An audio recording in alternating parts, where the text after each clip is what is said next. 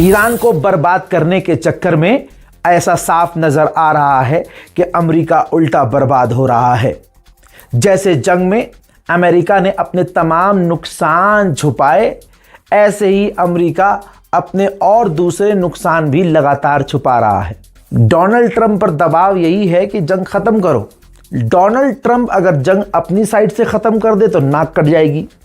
और मैंने जंग के दौरान ही कह दिया था कि सारा मामला अब नाक पर अटका हुआ है, नाक की लड़ाई है।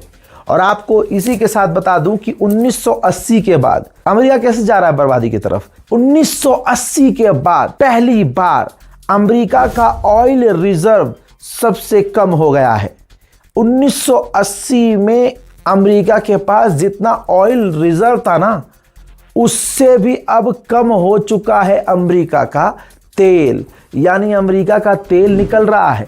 डोनाल्ड ट्रंप की तेल की भूख ने डोनाल्ड ट्रंप के मुल्क अमेरिका को बर्बादी की तरफ ढकेल दिया है। उधर मेरे दोस्तों, मुबारक हो आप सभी को, और दिल जीत लिया ओमान ने इसी के साथ। ओमान ने अमेरिका की तमाम धमकियों के बावजूद ईरान से रिश्ते तोड़ने से इनकार कर दिया है। खुलासा बहुत बड़ा हुआ है। ईरान के विदेश मंत्री ने कहा है, तमाम मंजर बयान किए हैं कि जब ईरान के सुप्रीम लीडर आयतुल्लाह शहीद सैयद अली खामनाई को कत्ल किया गया, शहीद किया गया, उन्होंने वो पूरा मंजर बयान किया और कहा कि हमने और सिक्योरिटी ने कई बार जनाब खामनाई से ये रिक्वेस्ट की, इल्तिजा की कि आप बंकर में चलिए, आप इस जगह को छोड़ दीजिए, ये निशाने पर है। लेकिन हमें याद है कि ईरान के सुप्रीम लीडर शहीद आयतुल्लाह सैयद अली खामनाई ने जगह छोड़ने से इनकार कर दिया। वो अपने दफ्तर में ही थे। उनका साफ कहना था कि जब मेरे लोग यहाँ पर हैं, वो नहीं जा रहे, तो मैं अपना इलाका, अपना मुल्क, अपनी जगह छोड़कर नहीं जाऊँगा। हुआ फिर वही कि वहाँ पर बमबारी हुई। मुझे वो बमबारी याद है क्योंकि मैं भी उस वक्त खामनाई के साथ था। अल्लाह अकबर। उन्होंने कहा कि मैं मलबों की वजह से बच गया, मैं मलबे में दब गया था। ساختمانی که ما در آن نشسته بودیم هدف قرار گرفت، اما بخشی که ما در آن بودیم سالم ماند و بخش دیگری از ساختمان تخریب شد. در لحظه انفجار من آنجا بودم.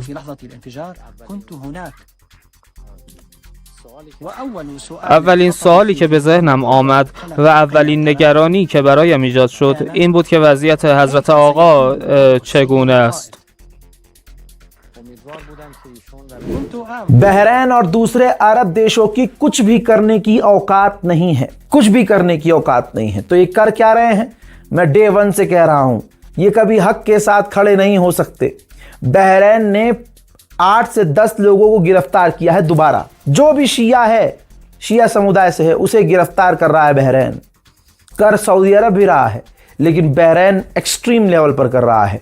बहरैन ने जिन 10 लोगों को गिरफ्तार किया है, उनमें से 5 तो शिया समुदाय के इमाम हैं, अम्मामे वाले हैं, पढ़े लिखे हैं, आलिम हैं, फाजिल हैं, डिग्रियां हैं उनके पास। और इल्ज़ाम उन पर क्या लगाया? ये ईरान के करीब हैं। ये ठीक वैसे ही हो रहा है जब अहले बैत का ज़माना था, जब पैगंबरों का ज़माना था। या आपको याद है असहाबाए कराम के उस वक्त के बादशाह ने अहले बैत के जिक्र पर पाबंदी लगाई थी। उस वक्त के बादशाह ने ऐलान कर दिया था कि जो भी अली का नाम लेगा उसकी ज़बान काट दी जाएगी। जिसके भी सीने में अगर अली होंगे, अहले बैत होंगे, उसे मिटा दिया जाएगा, सूली पर चढ़ाया जाएगा। वो इतिहास अगर आपने पढ़ा है, अगर आप माशाल्लाह अपने किसी इमाम के करीब हैं, अगर आप किसी मौलाना को सुनते हैं, अगर आप बयान यूट्यूब को भाड़ में डालिए, अगर आप मस्जिद जाते हैं और आप जिस इमाम के पीछे नमाज पढ़ाते हैं वो अगर जेन्युइन आदमी है तो आपको ये तमाम तारीख़ बताएगा। वरना तारीख़ इस्लाम की किसी भी किताब को उठाकर पढ़ लीजिएगा, आपको एहसास हो जाएगा कि वो दौर फिर से लौट रहा है जहाँ यजीदियत और हुसैनियत साफ साफ नज़र आ रही है। और उसके बाद ख़ुद को महसूस कीजिएगा कि कहीं आप जाने अनजाने में यजीदियत की तरफ तो नहीं है। ध्यान दीजिएगा। ईरान की IRGC ने साफ कह दिया है कि इजराइल की फ़ौज लेबनान से बाहर निकले, सीज़ फायर नहीं होगा। और ये सीज़ फायर तब तक नहीं होगा जब तक इजराइल पूरे इलाके में खासकर लेबनान में बमबारी बंद ना कर दे। IRGC ने साफ कह दिया है सीज फायर होगा ही नहीं। इस्माइल कानी ने, जो ईरानियन कमांडर हैं, उन्होंने साफ कहा है कि पूरी दुनिया के मुसलमानों का ये दीनी फरीज़ा है कि लेबनान को सपोर्ट करें, लेबनान का साथ दें, लेबनान के लिए आवाज़ उठाएं और इजराइल को उस बॉर्डर से पीछे निकलना होगा जिस जगह वो जंग से पहले था। लेबनान में जहां जहां इजराइल ने कब्जा किया है, इजराइल को वहां से पीछे हटना होगा और लेबनीज अपनी आज़ादी के लिए लड़ते रहेंगे। आप सभी को मुबारक। एक एक जुमला हमारा सही साबित हुआ है और जो हमने एनालाइज किया था वही रिपोर्ट आई है। गुलाबी सूअर के वो तमाम बयान याद हैं आपको, जब गुलाबी सूअर ने कहा था कि हम ईरान के यूरेनियम को दबा चुके हैं, इतनी बमबारी की है कि ईरान का यूरेनियम मलबे में दब गया है।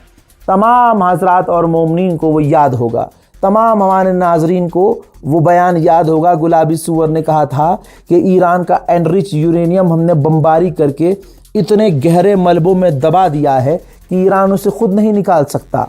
फिर उसने कहा था कि हमने ईरान का यूरेनियम बर्बाद कर दिया है, अब वो परमाणु नहीं बना सकता। अब यही गुलाबी सूअर अपने उसी गंदे मुंह से बयान से पलट गया और कह रहा है कि हम ईरान का यूरेनियम नहीं निकाल सकते। अभी ये हराम का जना पिछले 1.5 महीने से आतंक मचा कर कह रहा है कि हम ईरान का यूरेनियम यूं ही निकाल देंगे, ज़मीनी ऑपरेशन कर देंगे, यूं कर देंगे और वो कर देंगे, और आप अपने ही मुंह में धार मारकर मूत लिया। कह रहा है कि नहीं जी, हम ईरान का यूरेनियम नहीं निकाल सकते, वो बहुत गहराई में है, वो बहुत ज़्यादा डस्ट में है, उसके लिए 1-2 दिन नहीं, वेनेजुएला में तो हमने 10 मिनट में काम कर दिया था, लेकिन ईरान में 10 मिनट का काम नहीं है, ईरान में हफ्तों लगेगा और बड़े बड़े इक्विपमेंट्स लगेंगे। आ गया औकात पे। गुलाबी सूअर अपनी हार को छुपाने के लिए दूसरों का नाम ले रहा है, भटका रहा है, भड़का रहा है। कह रहा है ईरान को न्यूक्लियर बनाने के लिए इंस्पायर बाइडेन की सरकार और ओबामा ने किया था और मैंने ईरान का न्यूक्लियर यूरेनियम बर्बाद कर दिया है। बल्कि ये साला उल्टा बोला है, उन लोगों ने ईरान को इंस्पायर नहीं किया था, डोनाल्ड ट्रंप ने ज़रूर इंस्पायर किया है।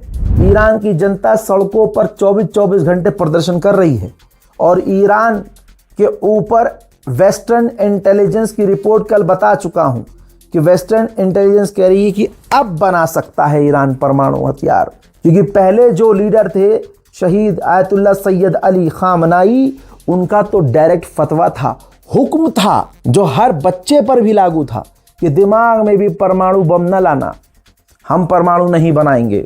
लेकिन अब जो आए हैं जनाबे मुजतबा खामनाई, उनको इंस्पायर किया है डोनाल्ड ट्रंप ने कि वो परमाणु हथियार बनाएं और यूरेनियम का एनरिचमेंट जारी रखें। गुलाबी सूअर अब मुजतबा खामनाई के आगे, ईरान के सुप्रीम लीडर के आगे ठंडा पड़ता हुआ नजर आ रहा है। उसका ताज़ा बयान ये है कि मैं ईरान के सुप्रीम लीडर से मिलना नहीं चाहता, लेकिन अगर मुझे मौका मिला मिलने का, ये मेरे लिए ऑनर की बात होगी, ये मेरी खुशनसीबी होगी कि ईरान के सुप्रीम लीडर से मैं मिलूं। उसने आगे ये भी कहा कि ईरान के सुप्रीम लीडर की इनर सर्कल में बहुत इज्जत है, उनकी बहुत मान्यता है, वो बहुत प्रोफेशनल है। पत्रकार ने पूछा कि आप उनसे मिलेंगे जिनके बाप को, जिनकी बीवी को, जिनके बच्चे को आपने बमबारी करके कत्ल कर दिया। डोनाल्ड ट्रंप ने इस पर जवाब दिया, वो बहुत प्रोफेशनल हैं, बहुत प्रोफेशनल हैं और वो सही काम कर रहे हैं। आप समझ रहे हैं, ये गुलाबी सूअर की जबान है, शब्द अच्छे अच्छे प्यारे प्यारे निकल रहे हैं क्योंकि फटी पड़ी है, लेकिन गुलाबी सूअर की तारीफों पर न जाना। मेरे दोस्तों, कुर्दिश पर सवाल किया गया। पत्रकार ने पूछा कि कुर्दिश लड़ाकों को आपने हथियार दिए और आपने उनके जरिए ईरान की सरकार को गिराकर कब्जा करने की कोशिश की, लेकिन क्या हुआ? जिस पर डोनाल्ड ट्रंप भड़क गए, यानी नाराज नजर आए। डोनाल्ड ट्रंप ने यह कहा कि कुर्दिश को मैंने हथियार दिया, हम लोगों ने कुर्दिश लड़ाकों को हथियार दिए, उन्होंने हथियार रख लिए, और कुर्दिश सिर्फ लेते हैं, देते कुछ नहीं। अब आया है समझ में गुलाबी सूअर, कुर्दिश लोगों ने सिर्फ नोचा है, दे कुछ नहीं पाए, क्योंकि ईरान तब से लेकर अब तक कुर्दिश संगठन को बजा रहा है, रुक नहीं रहा, बजाया जा रहा है कि सीज फायर होगा होगा सो होगा। तुम्हारे साथ कोई सीज फायर थोड़ी है, क्योंकि जंग में उड़ता तीर तुमने लिया था कि हाँ जी हम लड़ेंगे जी, हम मिटाएंगे ईरान को, लो अब भुगतो। अब गुलाबी सूअर ने यह भी आखिरी शब्द में कहा कि हम कुर्दिश लड़ाकों से काफ़ी निराश हैं, यानी अमेरिका भी चिढ़ गया है और ईरान तो पीट ही रहा है। इसलिए कहते हैं कि दो की लड़ाई में तीसरे को दल्लापंती नहीं करनी चाहिए। हजरात, मिडिल ईस्ट स्पेशल रिपोर्ट में फिलहाल के लिए इतना ही।